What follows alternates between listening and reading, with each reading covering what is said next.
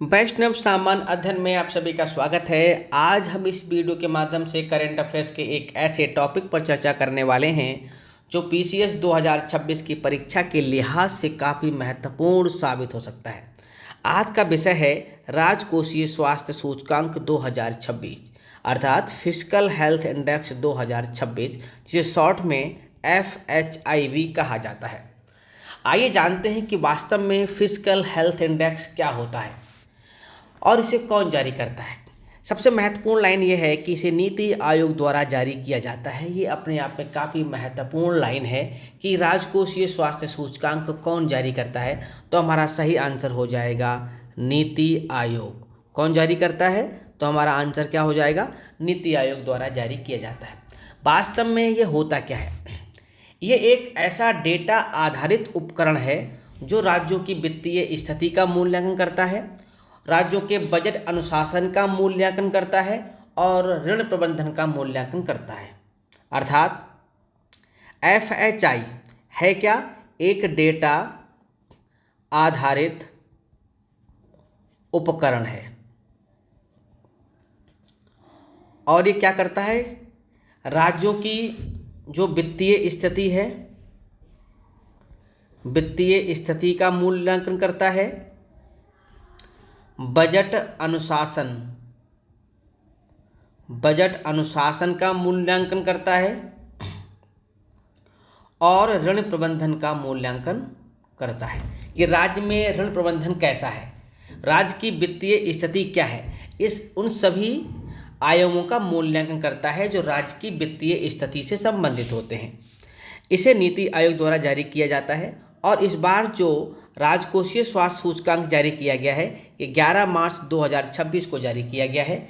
ये इस वर्ष FHI का दूसरा संस्करण है, मतलब कह सकते हैं इसे दूसरी बार जारी किया गया है, अर्थात ये FHI का दूसरा संस्करण है। ये सूचकांक राज्यों की वित्तीय स्थिति, उनके बजट अनुशासन और ऋण प्रबंधन का मूल्यांकन करता है, अर्थात राज्यों के राजकोषीय स्वास्थ्य का मूल्यांकन करता है।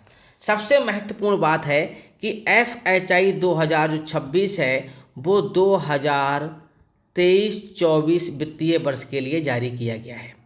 FHI 2026 वित्तीय वर्ष 2023 और 24 के लिए जारी किया गया है। इसमें भारत के 18 प्रमुख राज्यों और 10 उत्तर पूर्वी और हिमालयी राज्यों के राजकोषीय प्रदर्शन का मूल्यांकन किया गया है। बात करते हैं कि राजकोषीय स्वास्थ्य सूचकांक के प्रमुख स्तंभ कौन कौन से हैं। अगर देखा जाए ये सूचकांक 5 प्रमुख संकेतकों पर आधारित होता है। पहला संकेतक है व्यय की गुणवत्ता क्या है, राजस्व का संग्रहण कैसा है, राजकोषीय विवेक, और चौथा है ऋण सूचकांक, और पांचवा संकेतक है ऋण स्थिरता। इन पांचों संकेतकों के आधार पर ये आपका FHI का निर्धारण किया जाता है। हम आपको बता दें इस FHI के तहत जितने भी राज्य हैं उनको ओवरऑल 4 कैटेगरी में या 4 वर्गों में डिवाइड किया गया है।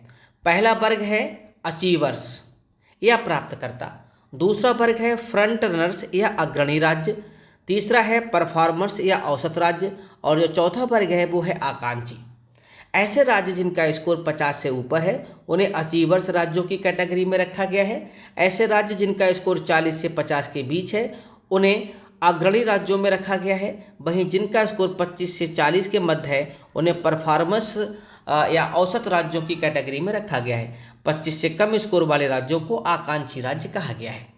ये वाली जो टेबल है आपकी बहुत इंपॉर्टेंट है, यानी कि अचीवर्स की जो कैटेगरी है उसमें सबसे ऊपर आपका ओडिशा आता है, नंबर 2 पे गोवा आता है और नंबर 3 पे झारखंड आता है। ओवरऑल ये 3 राज्य जो हैं सबसे शीर्ष राज्यों की कैटेगरी में शामिल हैं।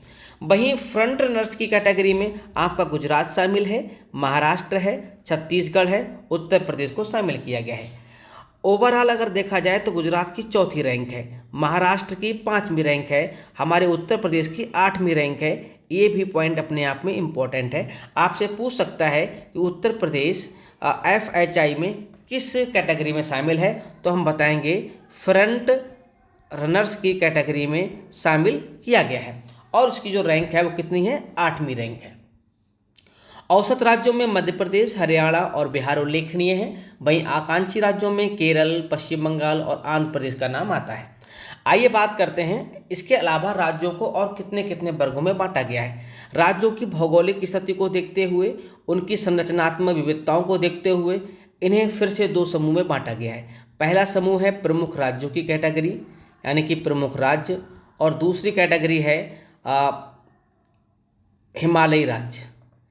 हिमालयी राज्य कह सकते हैं या हम कह सकते हैं उत्तर पूर्वी राज्य भी कह सकते हैं। तो ये दो कैटेगरी में शामिल किया गया है।